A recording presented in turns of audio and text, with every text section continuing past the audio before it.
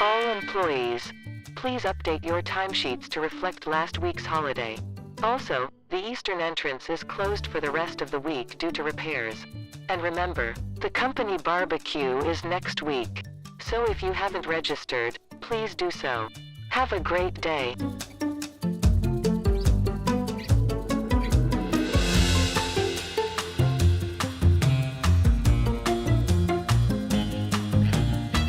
I'm heading into the meeting right now. Just send over the document and I'll take a look at it later this afternoon. All right. Hey, Mike, before the team gets here, check out the jokes I've been working on for the company barbecue. Been working on them all week. Yo mama's so fat. I took her picture at Christmas and it's still printing. Yo mama is so ugly. She tried to enter an ugly contest and they said, sorry, no professionals. And your mama is so dumb. When she took y'all to Disneyland, she saw a sign that said Disneyland left. So she turned around. Really? Lame, lame, and lame. Except for the one about Disneyland. Actually, that was kind of funny. But don't quit your day job, okay? When engaging with coworkers, sometimes the conversations can go from professional to friendly, from friendly to political, from political to personal. That's when things get interesting. Did you see the game last night? 38-35. The Packers won in overtime.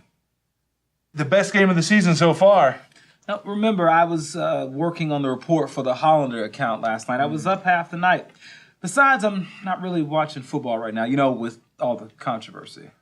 Okay, well, you missed a great game. I actually haven't watched a game all season, and you know how much I love football. Seriously? Look, man, I'm just not really for making those players stand for the anthem, All right. Well, I know we shouldn't talk politics in the office, and I'm not really an expert. I just believe that when the national anthem is playing... Let me guess, people should respect it, right? Of course. People have died for that flag. My dad was in the military, so we stand. People also died for the freedom of speech. Isn't that what the Constitution's about? True, but on your own time. When you're an employee, you do what the boss says. Come on, Carl. You and I both know that our rights do not end the moment we walk through the company's doors. But I don't want to see protests when I watch football, just touchdowns. So you mean to tell me that after all these years of knowing you, you think people like me should just shut up? I did say that's when things get interesting, didn't I? Carl and Mike have been coworkers for years. They just never had that conversation. And it's not going so well. However, there's no going back now. I didn't mean that. No, it's cool. It's cool. Can we avoid these talks completely? Maybe not. Inevitably, they're going to happen.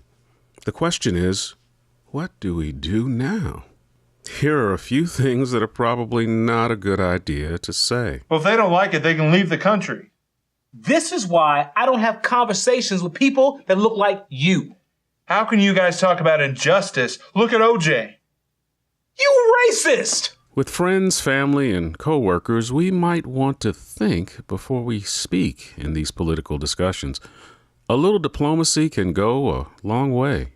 The old saying, sticks and stones may break your bones, but words will never hurt you, well, that just isn't true. Seek to understand rather than being understood. Even if you disagree with them, try to hear the other person's perspective. Take the time to engage and listen. You'd be amazed at what just might happen. Here's probably a much better way to handle this. I really don't like what you were saying, and I fully disagree with you. But I hear your concerns. Look, I haven't had the same experience, but I respect you and your opinion, even if we're very different. What you said really bothers me, but I would like to know at least why you feel that way.